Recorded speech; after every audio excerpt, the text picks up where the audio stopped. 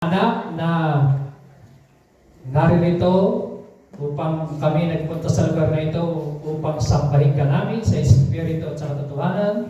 Patagpuin mo lahat ng pangailangan ng iyong mga anak. At excited po kami sa mensahe mo para sa amin ngayong taong 2026, Panginoon. Lord, lahat ng mga manonood, maging sa Church on the Rock page, live, sa online, sa YouTube, i-bless niyo po sila, yung mga nasa bahay, nasa daan, nasa sasakyan, sa anumang lugar, Panginoon, pagpalain niyo po sila, i-bless mo, Lord, ang kanilang mga pangailangan. Maraming pong salamat sa pangalan ni Jesus. Amen. Amen. Kayo ba yung mabagpo? Hallelujah. Praise God. Palakpakan nga po natin si Lord ng isang palakpak. Amen. Mga kapatid, last Sunday, yun po ang last Sunday po natin, tinuro ko po sa inyo yung tatlong bagay na dapat nating tandaan, alalahanin sa nakaraang taong 2025. So ngayon ho, taong 2026, ito pong tatlong bagay na ito ang nilagay ni Lord sa aking puso na napaka-importanting mga salita na dapat po nating tandaan, i-meditate, i-memorize, at madali lang naman po ang mga keywords na ito, mga kapatid. 3 things na dapat nating tandaan, i-meditate, i-memorize, maging bulay-bulayin natin saan man tayo naroon, sa bahay, sa trabaho. Pag naglalakad po tayo, nag-iisa, sasakyan, ang mga tatlong bagay na mensahe na ito para sa atin. Amen?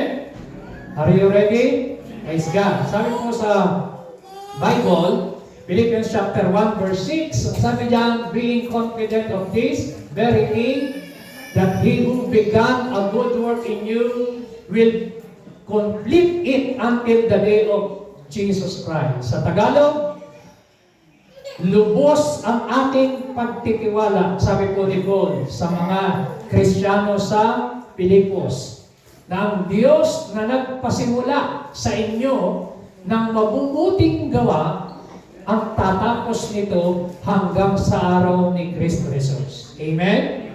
Sinasabi ni Paul, lahat ng mga mabubuting bagay, lahat ng sinimulan ng Diyos sa atin, kukumpletuhin niya hanggang sa bumalik. Naniniwala po ba kayo ba? So lahat ng sinimulan ng Diyos sa buhay mo na magagandang bagay, lahat yan tatapusin ng Panginoon, kukumpletuhin niya. At sa araw na ito, mga kapatid, gusto ko pong i-remind kayo sandali ng mabilis, yung pong tinuro ko last Sunday, na tatlong bagay po na dapat nating alalahanan palagi, year 2025. Ano po yun? Sabi diyan sa Deuteronomy chapter 11, verse 11 to 12, but the land that you are going over to possess is the land of hills and valleys. Kamukha po ng kanta natin kanina, di po ba? Na pagtatagumpayan natin, hindi lang po mountains and valleys. Simbolo po ng mountains of victory, mga tagumpay, yung valleys po, mga simbolo ng mga trials, pagsubok sa atin, mga na-encounter po natin, yan po ay dapat natin i-conquer. Ang sabi sa verse 12, a land that the Lord your God cares. So, yung lupain na may malasakit ang Panginoon at nakikita ni Lord, at ang sabi pa, God are always upon it from the beginning of the year to the end of the year. So, ang Diyos kasama natin from the beginning of the year hanggang sa katapusan. He is the Alpha and the Omega. He is the beginning and the end. Amen? Amen ba? So, hindi kayo iiwan ng Diyos. Sabihin mo sa katabi mo, hindi kayo iiwan ng Diyos. Kahit may problema ka, kahit may pagsubok ka, kahit sa kalagitnaan, hindi tayo iiwan ng Diyos. Amen? Amen ba? May mga tao, pagdating sa problema, iniiwan ka eh. May mga tao, pagdating sa mga kagipitan, iniiwan ka. Pero ang Diyos, hindi ka niya iiwan. Pangako ng Diyos yan, I will never leave you nor forsake you. Alam niyo ba, ang isa po sa paulit-ulit na pangako ng Diyos from Genesis to Revelation, hanggang sa sinabi ng Lord yan sa mga disciples, go and make disciples. Sabi doon, baptize them in the name of the Father, the Son, and the Holy Spirit, and I will, sabi ng Panginoon, I will be with you even unto the end of the world. So, pangako ng Diyos yan. paulit-ulit. Kaya sabi ng Panginoon, I will never leave you nor forsake you. So from the beginning of the year until the end of the year, the Lord is with us. Palakpakan natin si Lord. Amen? Amen. Tatlong bagay po ang dapat nating alalahanin taong 2025. Ano yan? Number 1, God has more for us to possess. So marami pa ho siyang ipinapagawa sa atin, marami pa ho siyang dapat marami po tayong dapat i-conquer, i-possess, marami po tayong mga kaluluwa na dapat madala sa Panginoon. And number 2, God sees and God cares. Ano number 2? God sees and God cares. Ano number 3? God knows from the start to the end. Yan, tandaan niyo po yung tatlong bagay na yan. So, ngayon pong 2026, ito pong tatlo na ito, gusto kong isiksik, itanim natin sa ating puso at sa isipan. Sabihin natin, mindset, increase, destiny. Everybody, sabihin natin, mindset, increase, destiny. Unang-una, dapat ho na yung ating mindset magkaroon ng pagbabago. Changing your mindset. Pag-usapan po natin, pangalawa, dapat nating makita, the Lord will increase more and more. So, kayang palaguin ng Diyos ang ating buhay. Amen? Our God is a God of increase. And number 3, fulfilling your destiny. So, ano po yung tatlong bagay? Number 1, mindset. Number 2, number 3, ilakas natin. Number 1, number 2, number 3. So, tandaan po natin yung tatlong bagay na yan. Sister, ano yung tatlo? Mindset, increase, destiny. Hallelujah. Brother Rico, ano yung tatlo na yan? Mindset, increase, and destiny. Hallelujah. Palakpakan natin sila. Amen. Amen. Praise God. Hallelujah. Pineki, ano yung tatlo? Mindset, increase, destiny. Amen. Palakpakan natin ang Panginoon. Hallelujah. So, una, ano ba yung ibig sabihin ng mindset? Tinignan ko po sa Webster Dictionary, Oxford Dictionary, dalawang meaning ang nakita ko. Sabi diyan, mindset, the established set of attitude held by someone. Sa Webster Dictionary, o Merriam Dictionary, sabi doon, mental attitude or inclination or a fixed state of mind. Makikita niyo po yung dalawang picture dyan. Yung mindset, yung fixed mindset, mayroong senadora, nakita niyo? Merong nakalak, nakaset na yung isip niya. Yung isa naman, growth mindset. So anong gusto niyo? Fixed mindset o growth mindset? Growth mindset. Yan. So yun ang sinasabi kanina, kailangan ang ating kaisipan lumalago. So hindi lang po taon ang nadadagdag sa tuwing dumadating ang New Year. Dapat lumalago ang ating kaisipan. Lumalago ang ating pananampalataya, lumalago ang ating pangunawa, lumalago ang lahat. Lumalago ang pasensya, lumalago ang pagmamahal, lumalago po dapat. So hindi pwedeng hindi. Kasi po, yung mga mindset, mga kapatid, ito po yung mga ugali na dapat daw nating tanggalin. Okay? So 2026 is the year of our major change. Sabi natin, 2026, hindi ba yung pang mag-confess eh? Declare nyo na yan. Amen. Sabihin natin, 2026 is the year of my change. My major change. Amen. Sino ang gustong baguhin ni Lord ang kanyang buhay 2026? Sino ang gustong baguhin ni Lord ang inyong buhay 2026? So, ang sabi po sa Luke chapter 5 verse 36-37, pinag-aralan po natin last Sunday na dalawang klase po ng lalagyan. Old wine at saka po new wine ng alak. So po yung pong new wine, simbolo po ang new wine ng mga new things, new blessing, new testimonies, new things na gagawin ng Lord sa new season, ito pong taong 2026. Ngayon, yung new wine, hindi raw pwedeng ilagay sa old wineskin. Yung old wineskin, yun yung lalagyan ng alak. Papansinin niyo po yan, sabi rin sa Bible, no one put new wine into old wineskin kasi sasabog siya. So, kailangan, pag merong new wine, ang lalagyan, new wine skin. Amen? Okay, anong sabi ng Bible? But new wine must be put into new wine skin. And both are preserved.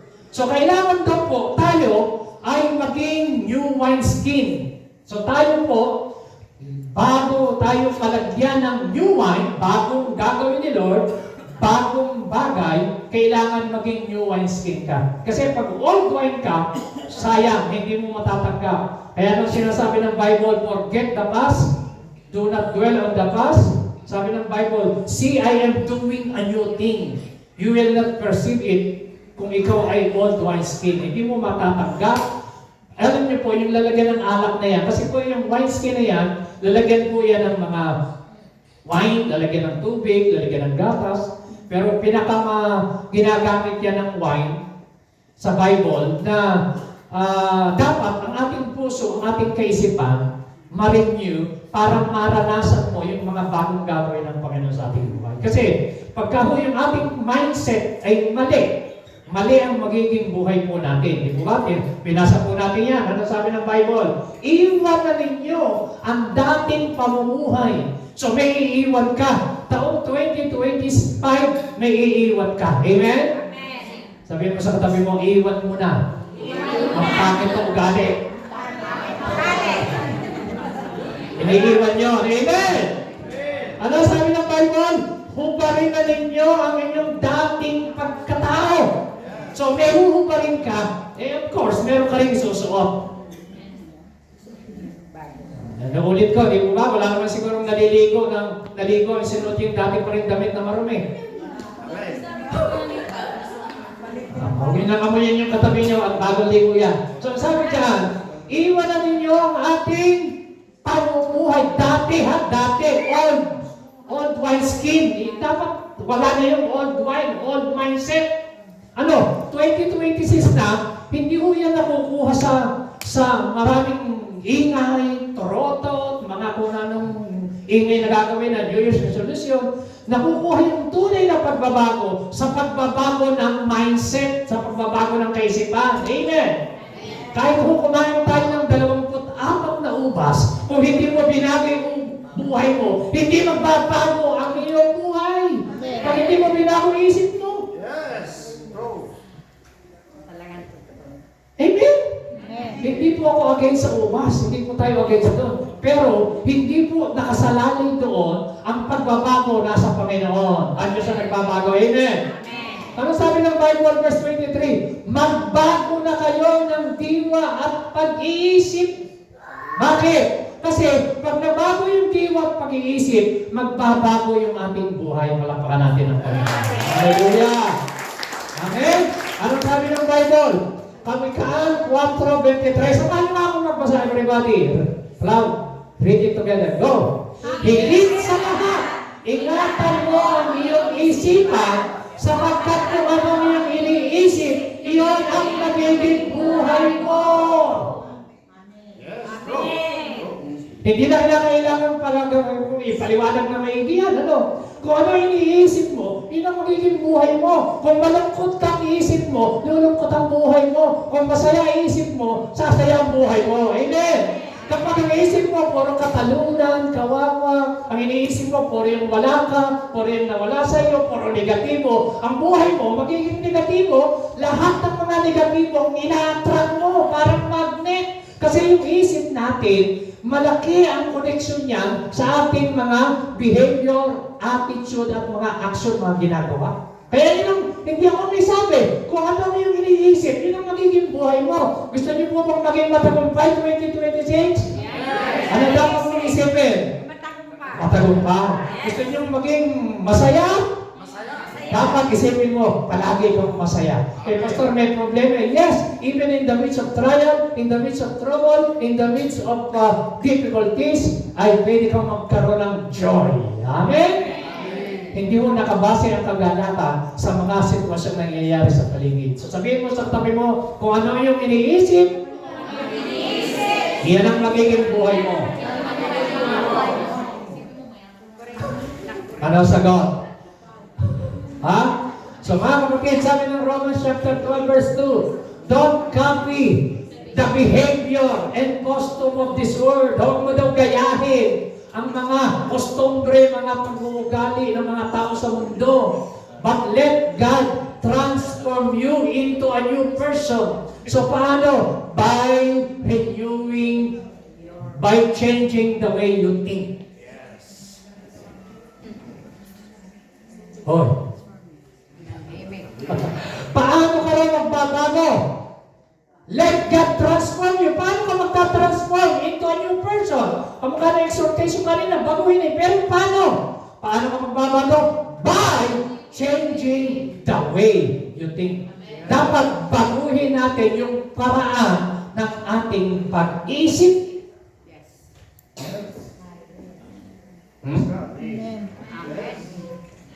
Kasi, kung ano ang korte ng ating isip, yun ang magiging korte ng ating buhay.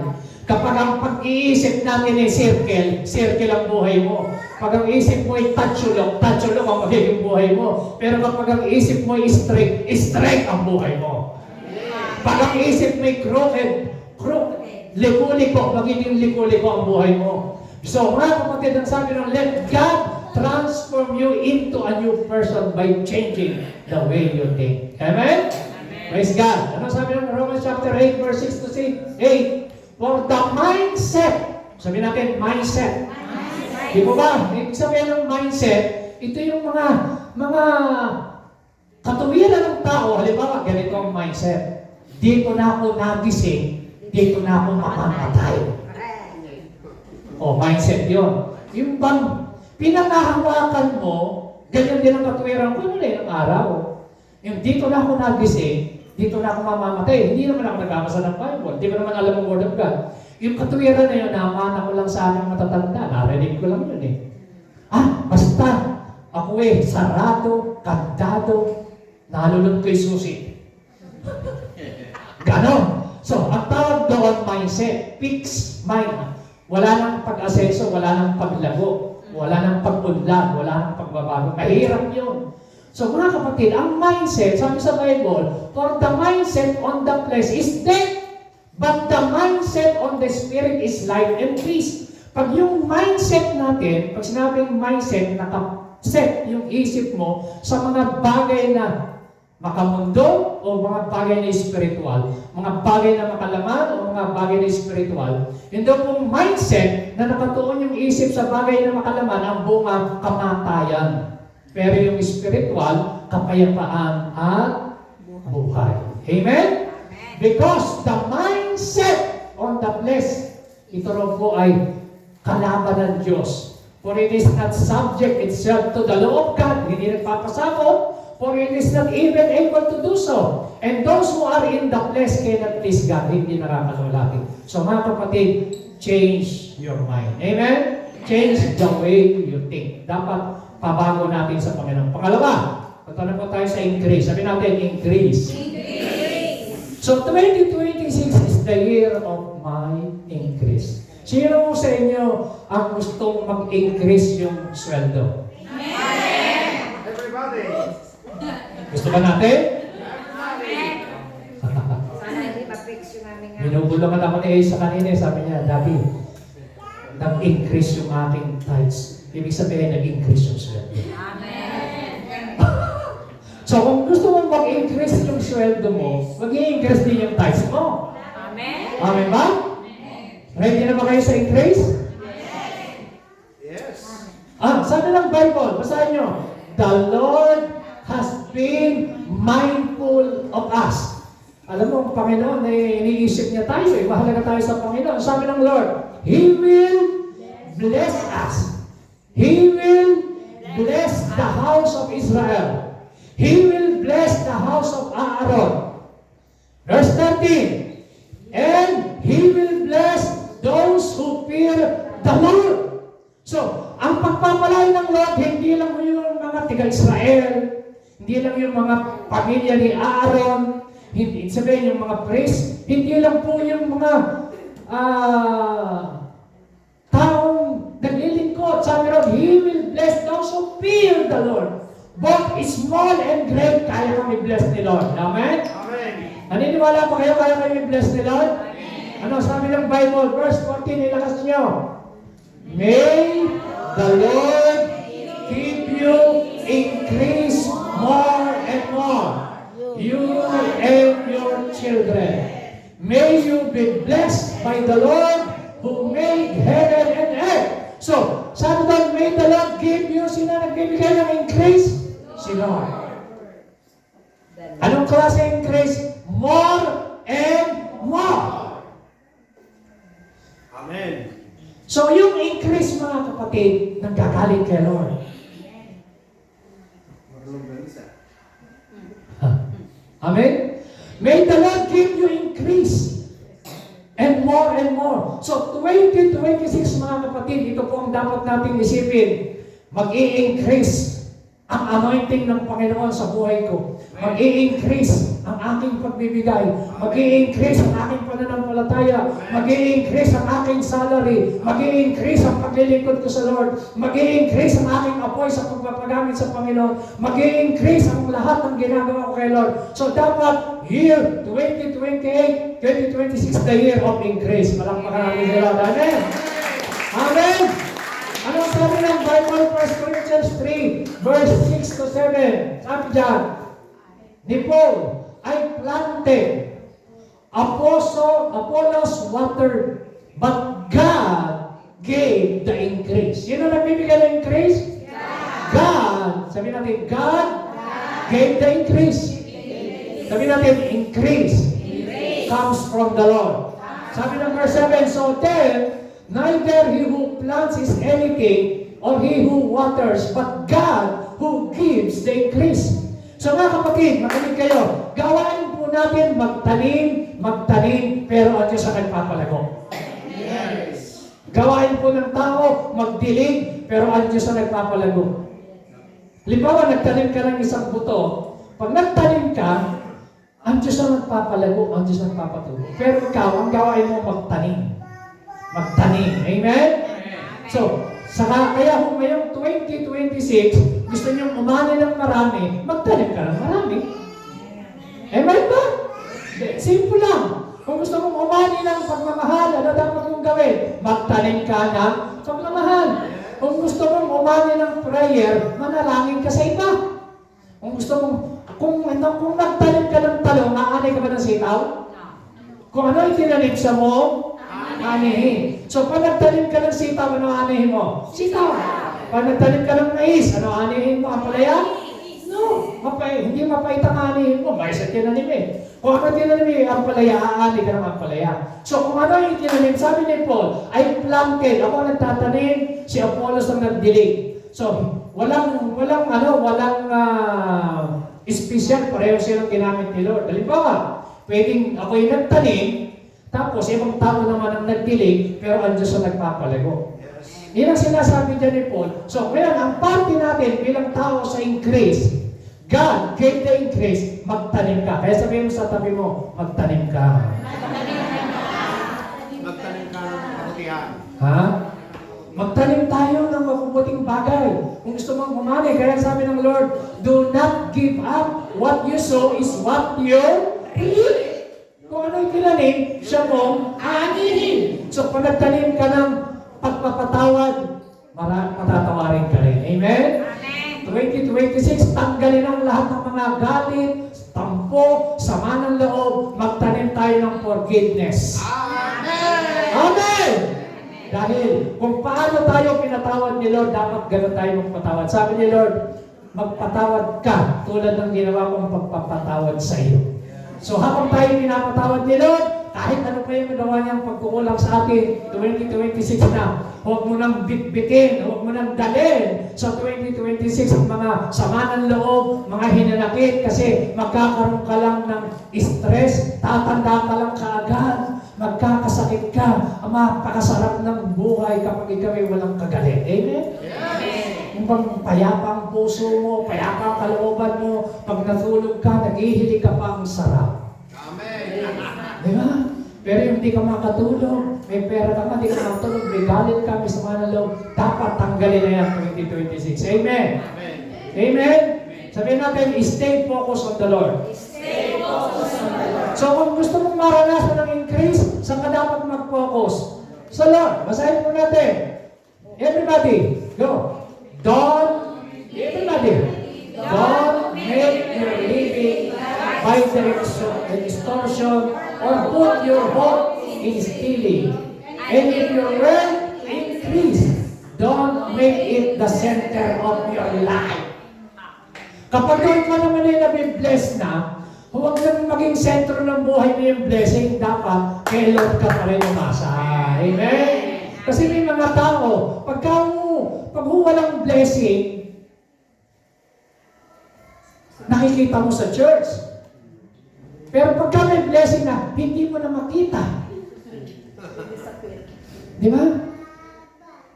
Pag may problema, nakikita mo, nagkikita-kita kayo. Pero pagka marami ng blessing, madalang na kayo magkita-kita. Tapos nawala na naman ng blessing, makikita ulit kayo. So dapat, lagi kayong nagkikita-kita. Amen. May kita o wala, nakikita mo. Kita mo wala. Amen. Dapat to, may kita at wala, nakikita mo sa gawain ng Panginoon. Ano sabi ng Bible? If your wealth increases, don't make it the center of your life. Nasa Bible yan. Kapag lumalago na, may bahay ka na. Kasi hindi ka na makaalis kasi may bahay na. May aso pa. So, hindi na maiwanan ng bahay. So, mga kapatid, delikado kailangan. Ang sabi ng Bible, pag may blessing ka na, pinagpala ka, dapat nasa focus ka pa rin kay Lord. Kasi isang araw, yung blessing pwedeng tanggalin ni Lord. Amen. Naniniwala ba kayo? Alam niyo ba kung bakit si Abraham, ang sabi ng Lord, yung pinakamamahal mong anak, i-offer mo sa akin si Isaac? Hindi niya sinabi nga i-offer mo yung asawa mo kasi yung love, yung attention ni Abraham, napunta na kay Isaac. Sino si Isaac? Anak nila yun, matanda na sila, mag-isang taon na, 90, si Sarah, 99. Si Abraham, 100. Baog pa. Tapos nagkaanak sila. So kaya yung attention nila, yung pagmamahal, yung oras na nila lagi sa anak. Sabi nila, offer your son whom you love. Binigyan ko ng diyan ng Bible, Genesis 22. I-offer mo yung pinakamamahal mo sa akin. Sabi ng Lord. Hindi sinabing offer your wife. Kasi siguro, mas yung wife, yung anak niya, hanggang talaga full attention niya eh. Pero alam niyo, nung in-offer, sumunod. Lalong nag-provide ang Panginoon. Doon ho nagpakilala ang Diyos na God will provide. Sabi natin, God will provide. Alam niyo, nung aktong in-offer niya na yun si Isaac, nung papatay ni Abraham, na paglingon niya, yung ulo ng ram, yung sungay na sabi, kinuha niya, ipinalit niya. Tapos sabi ni Lord, God will provide. Tinawag yung lugar na yun na Jehovah Jireh, God will provide. So mga kapatid, dahil mo makikita yung provision ng Lord, kapag palagi siya ang sentro ng iyong buhay, palakpakan natin ang Panginoon. Amen? Amen! Sa Tagalog, anong sabi dyan? Huwag kayong umasa sa perang nakuha sa pangigigil.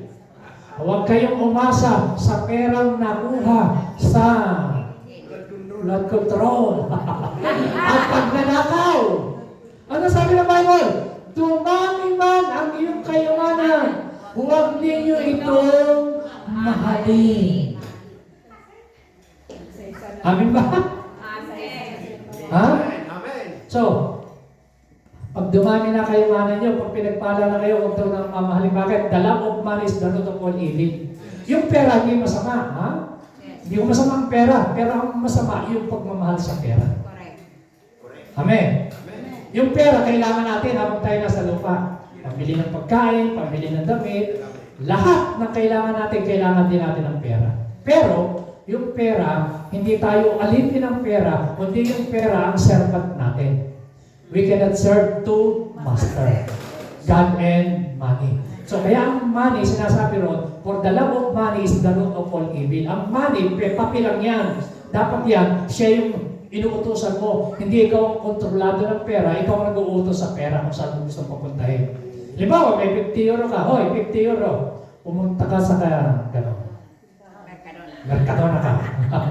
Ikaw ang utos, hindi ikaw ang kontrolado ng pera. Marami kasi mga tao sila yung kontrolado ng pera. Ang tawag doon is spirit of mammon. Tinuro ko na po yan, balikan niyo po yan sa ating preaching. Okay? Increase.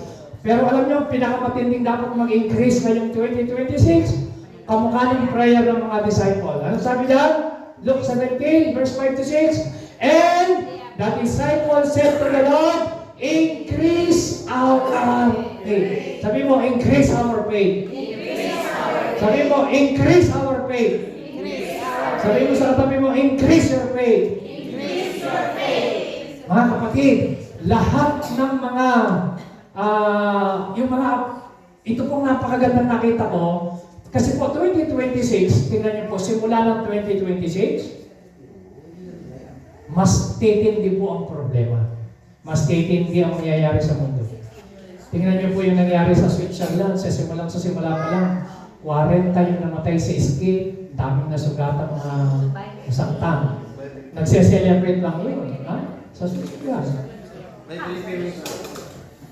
Tingnan niyo po nangyari sa Germany, yung bangko, hinold up to 10 million at may mga gamit kong kinuha. Sa Germany. Tingnan niyo po nangyari sa Venezuela, kinapture ni Trump. At ngayon, naghahanda ang China sa Taiwan. Alam niyo po, mapakatindi ang nangyayari mo, papatindi ng papatindi. Gusto ko sabihin sa inyo mga kapatid, makinig kayo. Titindi ang persecution. May nabasa na ako, may nakita kong nag-post sa North Korea. Meron po isang 2 years old na babae na nahulihan ng Bible sa pamilya niya. Alam niyo po, nagkaroon ng life death sentence.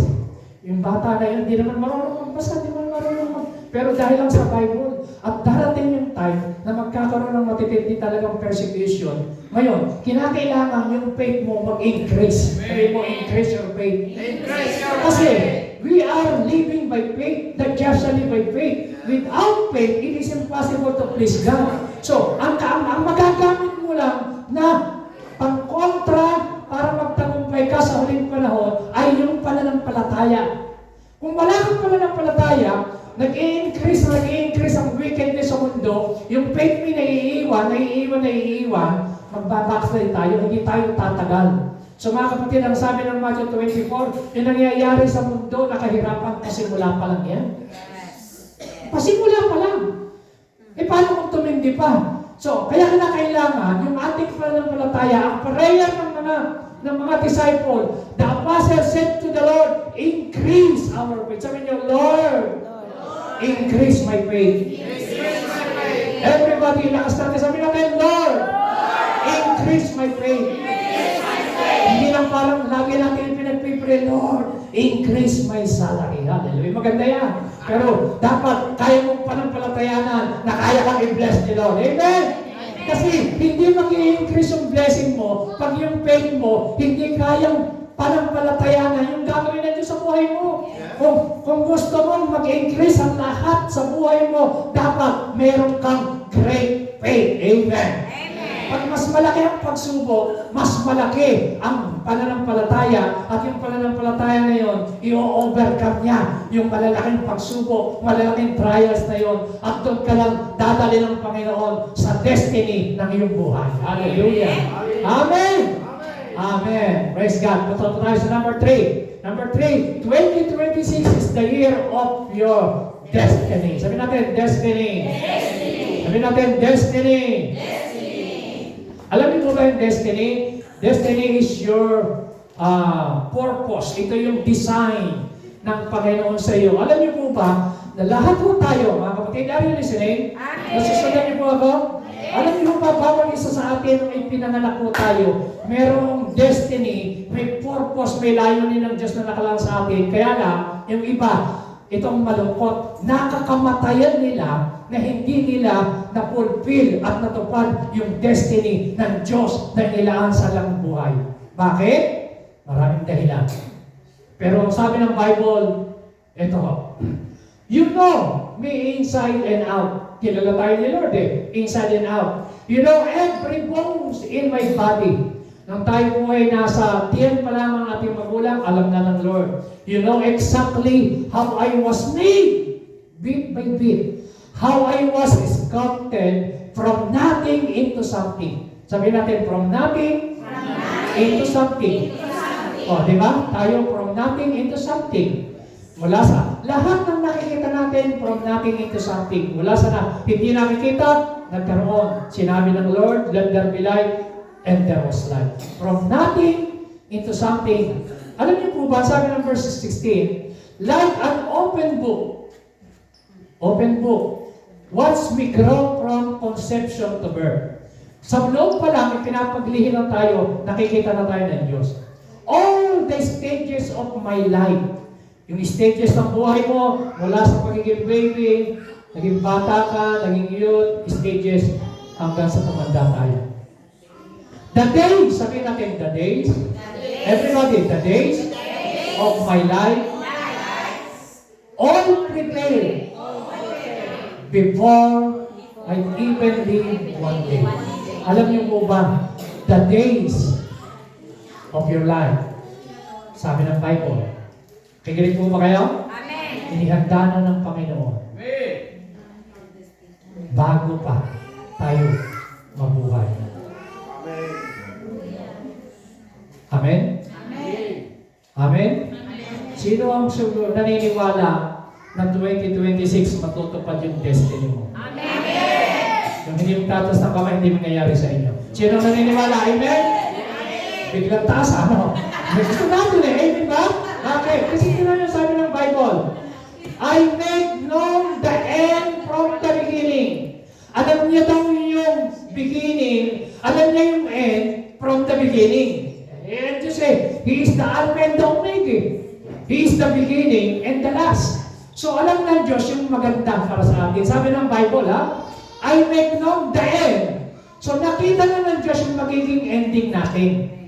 Amen ba? From the beginning. Parang ganito ho.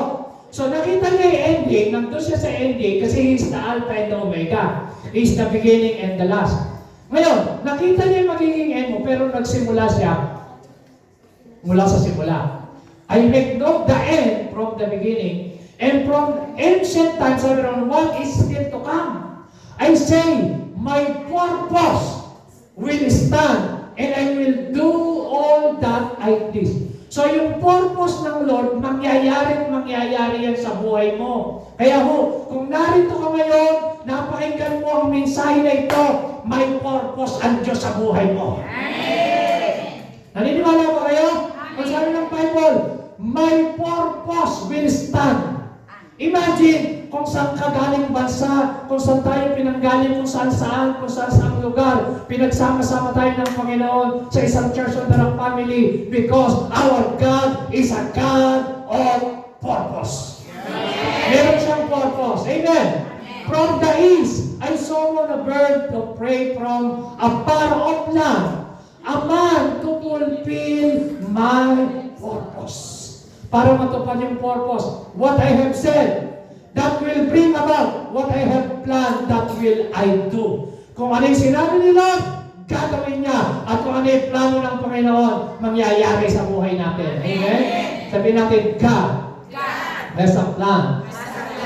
God has a purpose for my life. Sabihin mo sa tabi mo, at Diyos, may magandang plano sa iyong buhay. Minsan wala tayong plano. Pag tinanong mo, ano ang plano mo 2026? Ganun din. Bahala na. Bahala na si Pathala. Kesira-sira. Mga kapatid, pag wala ka, if you don't have a plan, walang mangyayari sa iyong buhay. Kailangan nagpaplano tayo pero ang purpose ng Lord ay matutupad. Maraming tayo, ang pagpaplano, ginagawa natin. Hindi mo masama magplano. Hindi mo masama mag-invest. Hindi mo masama magtrabaho. Hindi mo yan masama. Pero, tandaan niyo po, ang sabi ng Bible, for I know the plans I have for you, declares the Lord. Anong plano ni Lord? Plans to prosper you, not to harm you. Plans to give you hope and a future. Sino sa inyong naniniwala sa Bible? Naniniwala ba kayo sa Jeremiah 29:11?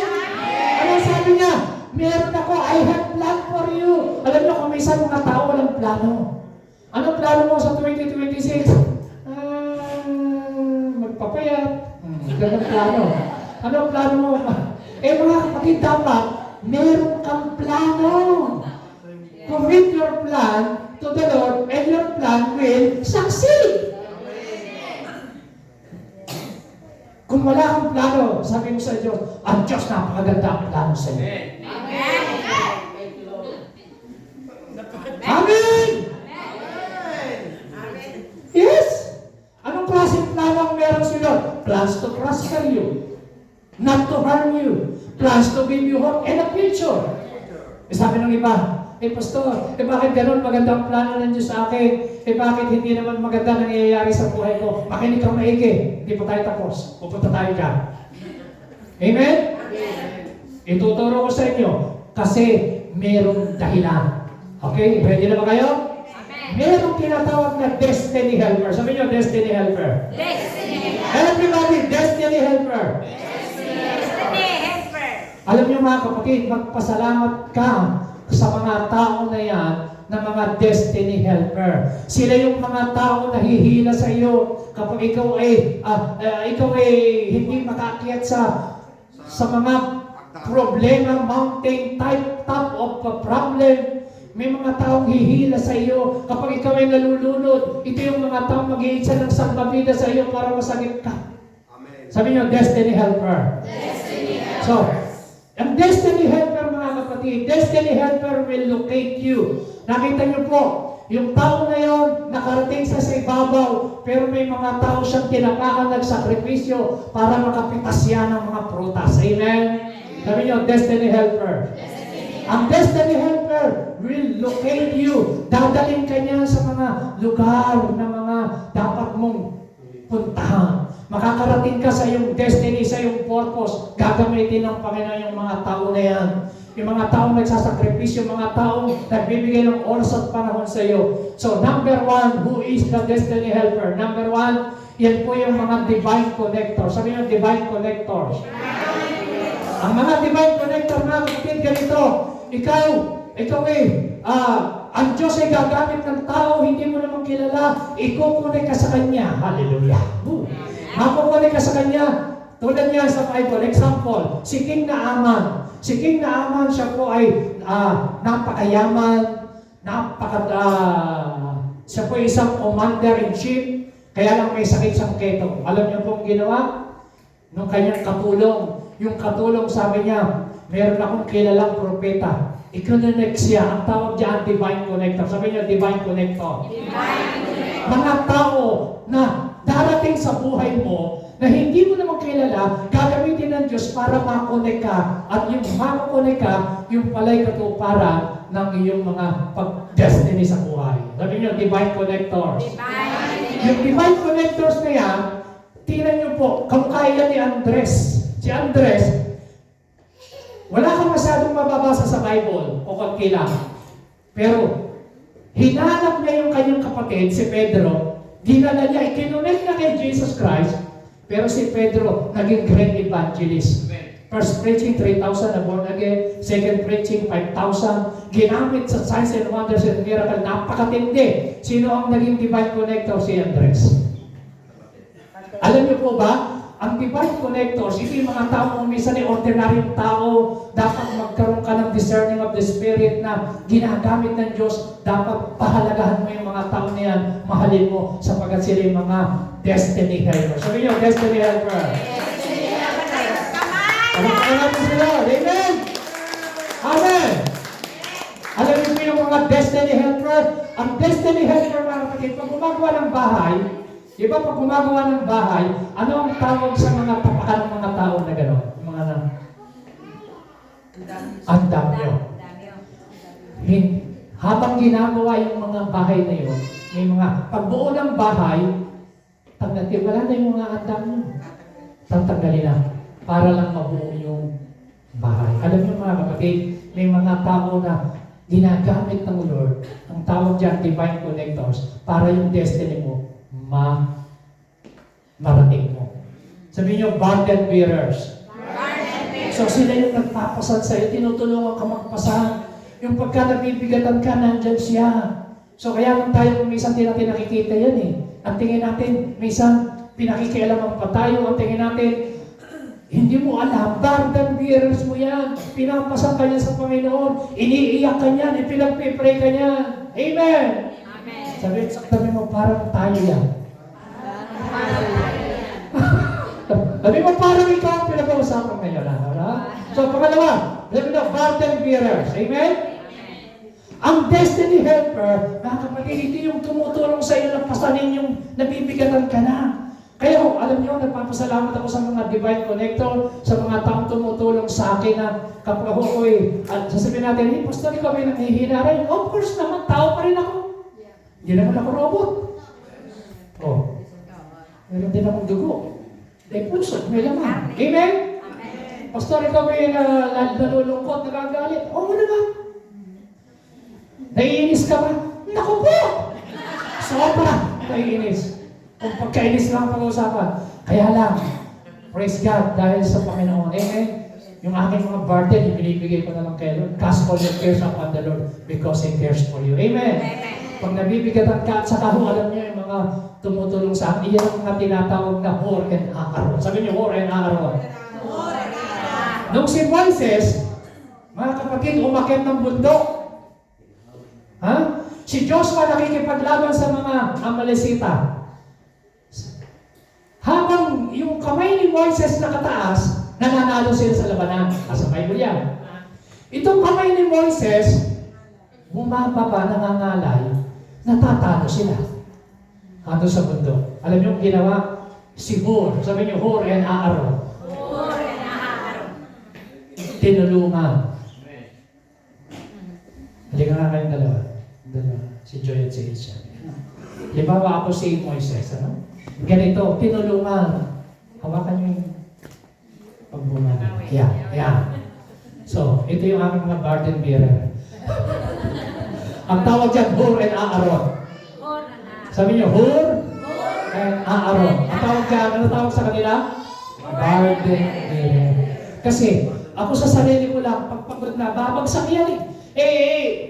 Buti na lang may burden bearer. Amen! So yung burden bearer na yan, maaaring kapatid mo, maaaring pinsan mo, kaibigan mo, kaya huwag kang magalit dyan, mahal ka yan! Amen! So dapat pahalagahan mo yan, dapat irespeto mo yan, dapat bigyan mo na importansya yan kasi dahil sa kanila tinutulungan ka para parating mo ang iyong destiny. Salamat sa inyo. Thank you. Hallelujah. Amen? Meron kayong blessing kay Lord. Amen. Amen ba?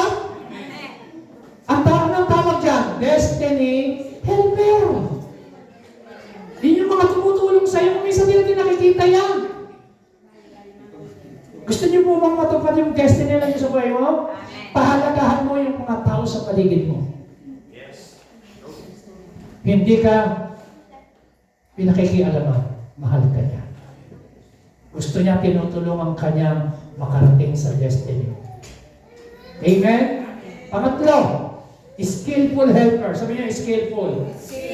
Sino yan? Yan yung mga taong gifted, mga talented. Yan yung mga taong pinagagamit nila ang kanilang mga gift, mga talent para lang matupad ang halimbawa dito sa church. Pasalamatan natin ang mga music ministry, palakpakan natin ang Panginoon. Amen? Kahina naman. Mga tumutugtog, mga gift nila, mga talent. Pasalamatan natin ang media ministry, palakpakan natin ang Panginoon. Pasalamatan natin ang mga leaders. Pasalamatan natin ang mga usher ministry, mga teacher. So lahat mo ng mga nagpapagamit sa Panginoon, sila yung mga tinatawag na skillful helper. Sabi niyo, skillful helper. Yung kanilang mga gift, yung mga talent nila, hindi nila sinasarili, pinapagamit nila sa Panginoon para sa ikalalago, ikakaunlad ng church. Palakpakan natin si Lord. Amen. Amen. Hindi sila nagiging mga makasarili. Ipinapagamit nila yung kanilang pwedeng ipagamit. Mga kapatid, ang destiny ng church na ito, hindi pa natin masyado nararating, marami pang gagawin ng Panginoon. 2026, let's pray for our divine connectors. Amen?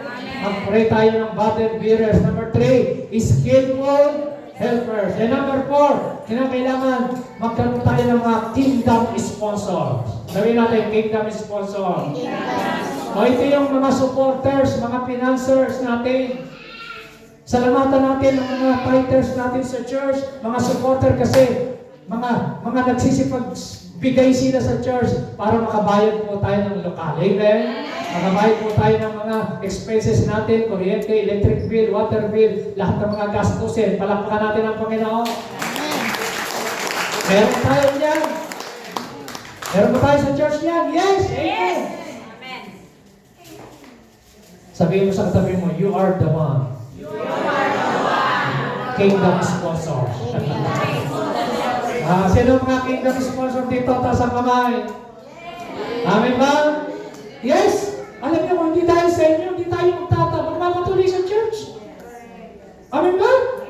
Kaya kung yung ating mga binibigay ng mga test and offering yan, ginagawa natin yan, hindi para sa sarili natin, kundi to expand the kingdom of God. Para ang salita ng Diyos ay makarating pa sa mga hindi pa nararating. Amen! Kasi po, ang importante ho, magkaroon tayo ng kingdom mentality. Kaya nga sabi ng Bible, seek ye first the kingdom of God and His righteousness, and all these things shall be added unto you. So, ang hinahanap natin, tayo po kingdom. Sabi natin, kingdom mentality. So, kaya kung tayo ay nagtatize, nagbibigay, mga sponsor tayo ng mga kaharian ng Diyos. And number 5, mentors and discipler. Alam nyo, mga kapatid, yung mga mentor nyo, mga care group leader, yung mga discipler natin, dapat nating mahalin, ipanalangin, at tayo po ay matutong magpasakop, sumunod, dahil sila yung ating mga destiny helpers. Sabi natin, destiny helpers. Amen. Palakpakan natin si Lord. Okay po ba? Okay, tatapos na ako. Pero dapat mag-ingat kayo ng destiny killer. Sabi niyo, destiny killer. Kung merong destiny helper, meron pong destiny killer. Number 1, ano po yung mga destiny killer? Si Satanas. Alam niyo, si Satanas, ayaw niya na ikaw magtagumpay. Ayaw niya na 2025, lumago ka. Ayaw ni Satanas na ikaw ay gamitin ng Diyos 2026. 2025, ginamit ka ng Lord, pero ayaw niya na magpatuloy ka. Si Satanas yan. Siya ay humahad lang. So kaya nga si Satanas, nagkukumwari siyang anghel ng kaliwanagan. Kumwari, pero siya po ay anghel ng kadiliman. Satan, nasa Bible po yan. Siya po yung nag-i-stop sa inyong nagbablock. So mga kapatid, kung merong ayaw na ikaw ay lumagok, si Satanas yun. Amen? Kung merong ayaw na ikaw ay mag-pray ng totohanang prayer, si Satanas. Sabihin mo sa katabi mo, fight your destiny. Ipaglaban natin, fight the good fight of faith. Amen? Huwag natin huwag tayo, kasi po alam nyo may mga, kung ikaw may ginagamit na tao para madala ka sa church, mapalapit ka, gumagamit naman ng demonyo ng tao para hilahin ka pabalik. Tandaan nyo yan. Amen? Amen. Merong mga destiny helper, pero may destiny killer. Sino yan? Mga tao. Yan ang mga hudas sa buhay natin. Sino ba nagkanulo kay Jesus? Si Judas. Oh, hinalikan mo. Ingat sa mga halik. Si Judas. Ito, yung halik ni Judas. Halik ko na. Sabi ni Judas, yung hahalikan ko, yun na. Oh. Nagagay lahat ng beso-beso si Judas, ha? Mamaya, may nagbeso-beso. Judas ka. Mga kapatid, destiny killer. Destiny killer. Tao. Amen. Mga tao yan. Kung ang Diyos gumagamit ng tao para tayo maging closer and closer and closer kay God, 2026, gagamit naman siya ng mga tao na hihilahin kang palayo. Naku, huwag ka lang pumunta dyan, inuubos mo yung oras mo. Anong mapapala mo dyan? Magbingo ka na lang, matulog ka na lang. Yan. Sabihin mo, Satanas, lumayo ka. Yan ang mga destiny killer. Ha? Alam niyo po ba, ang tawag dyan, destiny killer? Yung destiny mo, hinahadlangan ka. Number 3, spiritual agent. Agent ni Satanas. Hindi lahat ng lumalapit sa atin, padala ng Diyos. Hindi lahat ng nagniningning gold. Hindi lahat ng kumikintab gold, baka mamaya, ahente pala ni Satanas yan para tayo malayo sa Panginoon. Kaya dapat mag-iingat tayo. Yan pala, destiny killer. Amen? Sabi niyo, internal habits. Everybody lakas. So, ang isa sa destiny killer, kung bakit hindi matutupad yung destiny mo, meron tayong mga internal habits. Ano yun? Meron good habits at saka may bad habits. Yung bang nakagagawian natin ng mga bad habits. Dapat ho, baguhin na natin yan. Halimbawa, hindi pa oras ng balita, nagbabalot na, kami nga ni Bertolo. Bad habits yun. 2025, iwanan na yun. 2026, hindi na tayo ganon. Amen? Gusto ko palang ipaalam sa inyo, announcement, mga kapatid. 2026, minsan na lang po tayo magdadala ng pagkain every first Sunday of the month. Palakpakan natin siya. Okay, yata po palakpakan. Okay tayo doon? Every first Sunday of the month na lang tayo magdadala ng pagkain. Yung susunod, ngayon, paano kung mag-gutom? Magbitbit kayo ng sandwich para walang problema. Magdala kayo, kaya magkalagay na lang tayo dyan ng kape at biskuit, talaga tayo gutom. Pero yung kainan natin, every first Sunday of the month na lang. Baguhin po natin ang style. Amen? Amen. Ibahin po natin kasi po, laging nagkakaroon tayo ng problema dyan. Talagang pagdating sa pagkain, tingnan mo, bumagsak si Eva at si Adam sa pagkain. Alam niyo ba na si Jacob at saka yung kanyang kapatid na si Esau, yung kanyang destiny, alam niyo si Esau, siya yung panganay. Yung blessing ng magulang niya, dapat ibibigay kay Esau eh. Pero alam niyo, ipinagpalit sa isang mangkok na stew, na sopas, na sabaw. Namunggo. Sabi sa kanya, o sige, yung aking pagkapanganay, ibibigay ko sa iyo, ibigay mo ko ng isang mangkok na munggo. O beans. Pumayag siya. Imagine yung destiny niya dapat. Pag nagbabasa ka ng Bible, di ba? Pansinin niyo, the God of Abraham, Isaac, and Jacob. Dapat, pag nagbasa ka doon, the God of Abraham, Isaac, and Esau. Kasi, yung destiny ni Esau, ipinagpalit niya sa pagkain. Kaya naman si Satanas, tinukso niya si Jesus Christ. First temptation niya, pagkain. Kaya nagiging problema ng church. Pagkain.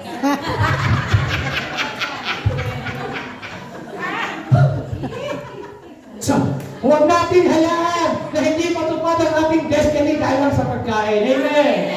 Amen ba? Ipaglaban natin ang destiny natin. Hindi bali ako'y magutom, basta huwag ko lang i-give up ang aking destiny kung pari Esau. Si Esau, imagine, dapat siya tumanggap ng blessing ng kanyang tatay bago mamatay dahil siya yung panganay. Ipinagpalit niya dahil sa pagkain. So mga kapatid, dapat po, 2026, magkaroon ng malaking pagbabago. Ang tawag dyan, mga internal habits. Yung po bang mga patay gutom. Yung bang laging gutom. O kaya ho, gluttony. Alam niyo po, sabi niyo, gluttony. Ang gluttony, kasalanan niya. Hindi yung masamang magutom, pero yung gluttony, glutton, laging gutom. Delikado yun. Wala yan din. May mga taong gano'n yung mga pagdating sa pagkain, parang mga architect. Ano, pag kumuha ng pagkain, merong first floor, second floor, third floor. Tapos pagkadala-dalang ganyan, tinatanong na nagpapaliwanag, kinokay katabi ko, kinokay. Ang gagaling, mag-ayos. Ano, tapos hindi kakainin. Itatapon lang. Sayang.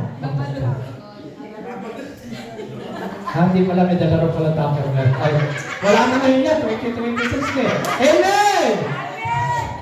Amen ba?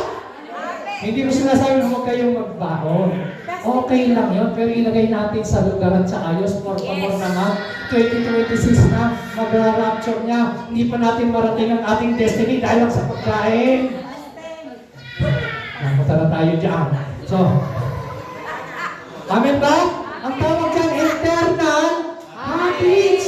Mga nakagawa yan, laziness. Ano yun, laziness? Habits yun eh. Yung katamarin. Tamad magbasa, tamad mag-pray, tamad na pumunta sa church, malamig, ginigilaw. Habits yan, mga bad habits yan, dapat binabago yan. Tamad magbukas, magpagkainin ng labas. Oh, masipag kumain, tamad maghugas ng plato.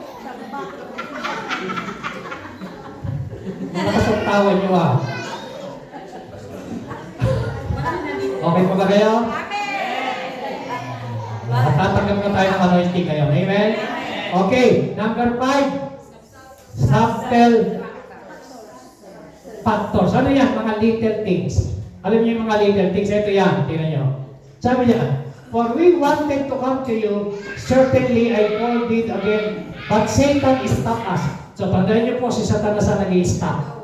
2. And no wonder for Satan himself masquerade as an angel of light. Si Satanas nagkukungaring angel ng kaligayahan. Okay, ito. Ang little things, basahin po natin. Psalm chapter 2, verse 16. Everybody, lahat tayo. Matatapos na po ako. Dalawang verse na lang. That only the vineyard, our vineyard, that's our enemy. So yung daw pong vineyards ng iyong ubasan, pwedeng masira, mawasak lahat sa pamamagitan ng little foxes. Sabi niyo, little foxes. Ano yung malilingkit na yan? Mga maliliit na hindi natin pinapahalagan minsan. Maliliit na problema, maliliit na dapat na solusyonan, pero lumalaki. Tandaan niyo po, yung sunog na malaki, nagsimula sa maliit na apoy. Naniniwala ba kayo? Naniniwala kayo?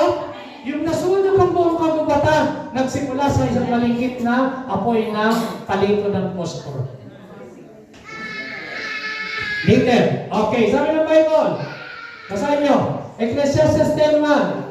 As I dead flies, goes even a bottle of perfume to stink, so a little foolishness is spoil great wisdom and honor. So, mga kapatid, matatapos na po ako, makinig kayo maigi.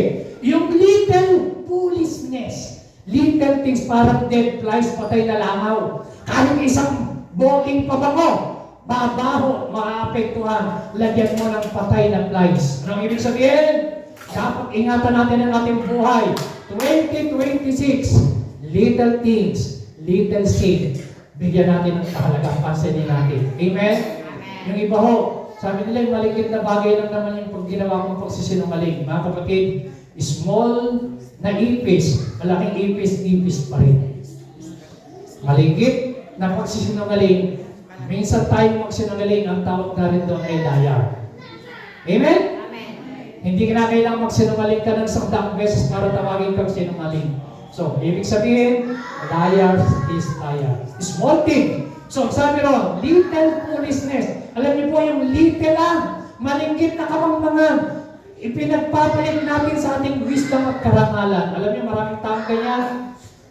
Pinagpapalit nila ang kanilang buhay, ang kanilang patotoo, ang kanilang integridad dahil sa malinggit. Sabi niyo, little foolishness. Mga kapatid, taong 2026, tayo po, year of destiny. Tumayo po tayo lahat sa Amen? Amen?